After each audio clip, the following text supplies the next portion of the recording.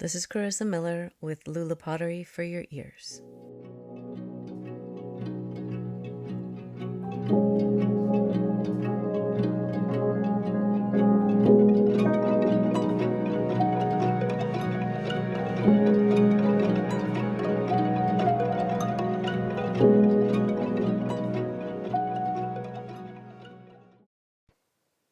On the last recording in the Deep, I got into the idea that all subjects and all of world history can be seen and learned through in-depth study of a single named item or object.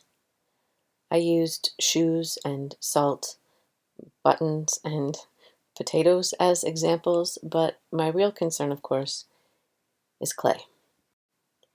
Everyone needs something to hold water.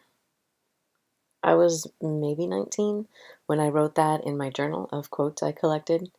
They're my own words, and it may have been the beginning of me being exceedingly tickled by my own wordplay ability.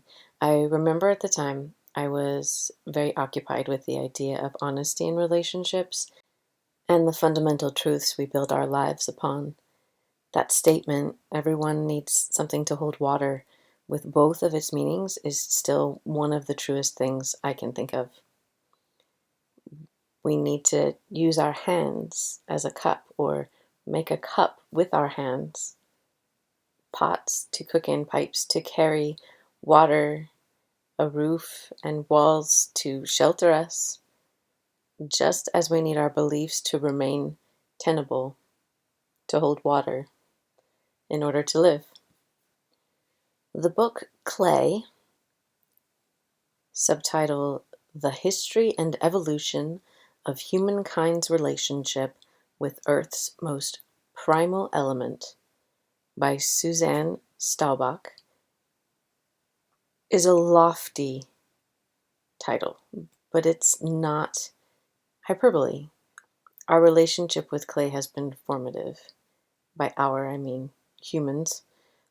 And this book covers it all. The history of clay as a building material for walls, floors, roofs, ovens, dishes, toilets, sinks, baths, pipes, lamps, and things less obvious, such as insulators of electrical components, skincare, and water purification elements. And there is something in that primal essence of clay that holds such appeal. I've always wondered at humanity's movement away from nature, away from real food and real medicine, and how we have found ourselves real sick and real unhealthy. It's backwards. Everything except for air conditioning. I need it. Capitalism seems to make up problems we don't have in order to sell us solutions we don't need. It's pretty clear that it's us that we're ruining as we trash the environment in the name of advancement. And that push toward more convenient and faster and more of everything.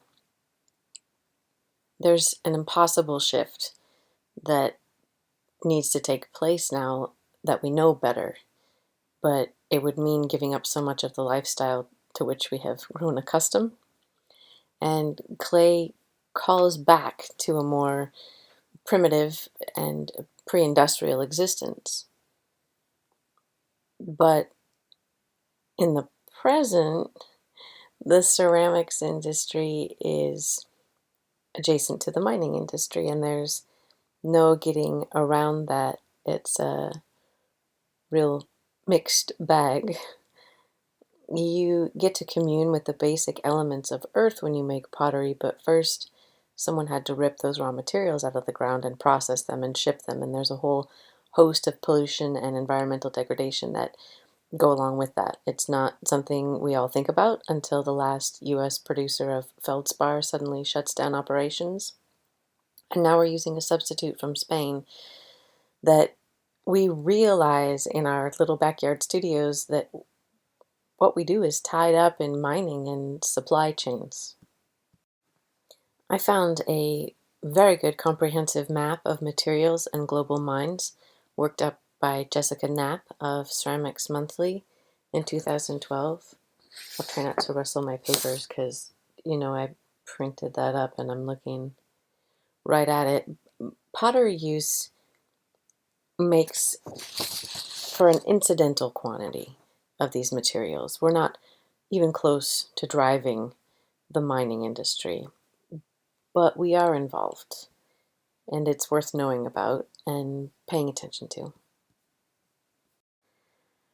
Another incredible book that follows the journey of clay, but this time porcelain, is by potter, author, musician, and general pillar of British society, Edmund de Waal. He wrote The White Road, Journey into an Obsession, published in 2015. He also wrote The Hair with Amber Eyes, which is not pottery related, but it's so very delicious. He's such an exquisite writer. I'm just going to quote the description of The White Road from his website. Quote, "A handful of clay from a Chinese hillside carries a promise that mixed with the right materials, it might survive the fire of the kiln and fuse into porcelain, translucent, luminous, white. For centuries, porcelain has transfixed emperors and alchemists, philosophers, craftsmen, and collectors, all eager to learn the recipe for this versatile and valuable substance. Porcelain was melted, smashed, or snapped into pieces as men struggled to decode the secret of white gold. Acclaimed writer and potter Edmund de Waal sets out on a quest, a journey across continents that begins at Jingdezhen, China, the birthplace of porcelain, and embraces Venice, Versailles, Dublin, Dresden, the Appalachian Mountains of South Carolina, and the English Southwest, to tell the unbroken story of a global obsession. Along the way, he meets the witnesses to its creation, those who were inspired, made rich, or heartsick by it, and the many whose livelihoods, minds, and bodies were broken by it. In these intimate and compelling encounters with the people and landscapes who made porcelain, Edmund de Waal comes to a more profound understanding of the material he has worked with for decades. It is a journey into an obsession with white itself." End quote. In the book, we get to see how there is essentially a reinvention of porcelain across many parts of the world. China wasn't telling the French or the Germans how to do it. If they wanted to, they had to figure it out on their own. And this is just exciting in so many ways. Even when we have access to learning or are replicating something we know has been done, when we experience something for the first time, I think we also experience a slight sense that we are the first to discover it. Think about a baby taking their first steps and that look in their eyes like, did you know about this? You have to try it. This is great. Pottery feels like that to me every day. I've never done this before is as good as it's never been done. It also reminds me of that wild phenomenon known as multiple independent discovery, when the same or similar ideas come to different minds in different places around the same time. It's not a direct line of thought from talking about the global spread of coveting Chinese porcelain,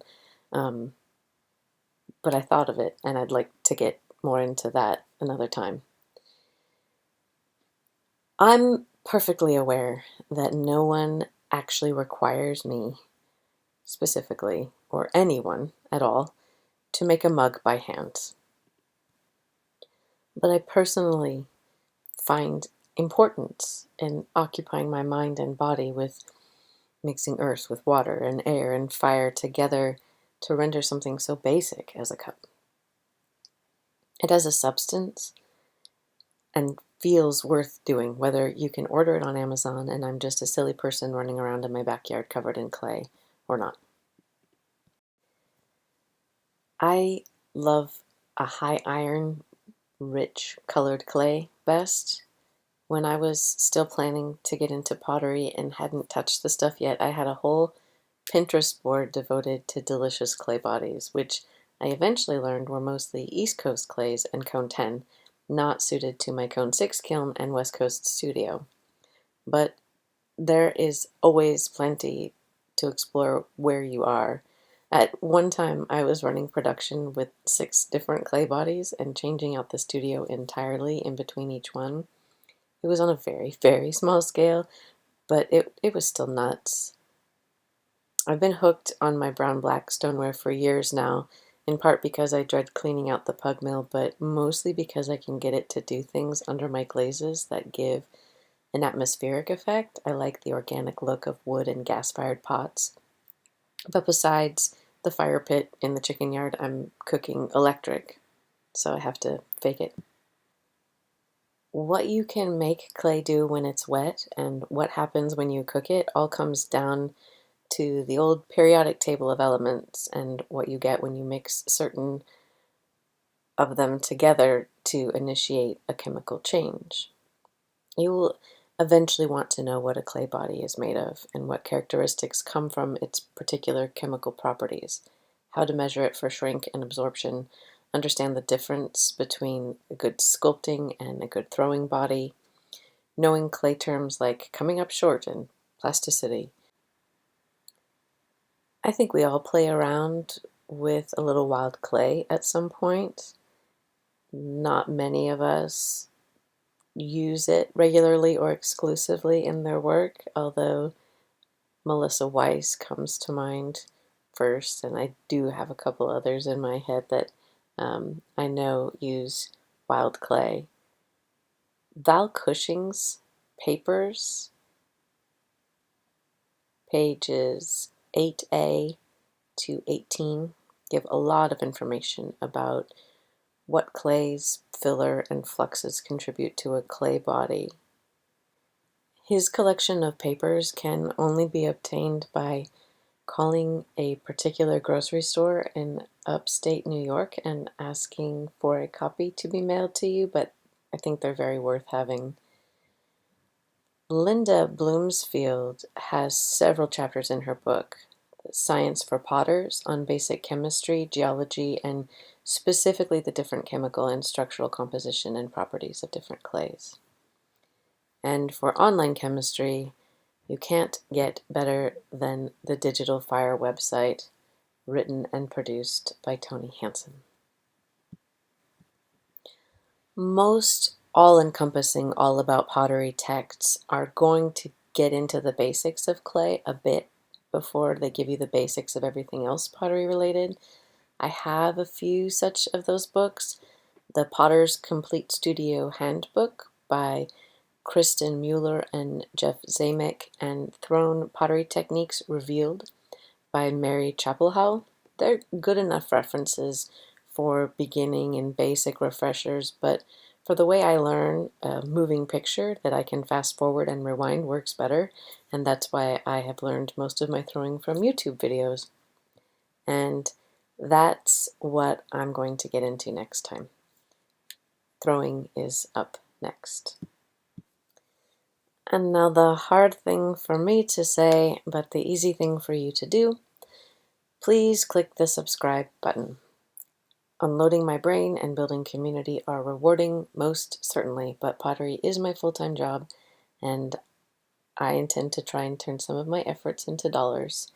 It's silly, and I didn't understand the importance of it until I started doing this, but all you do is click that button one time, and because YouTube is going to show you ads no matter what, if enough of you have clicked that button, they might toss me a few cents when it's my stuff you're looking at while they try to sell you car insurance.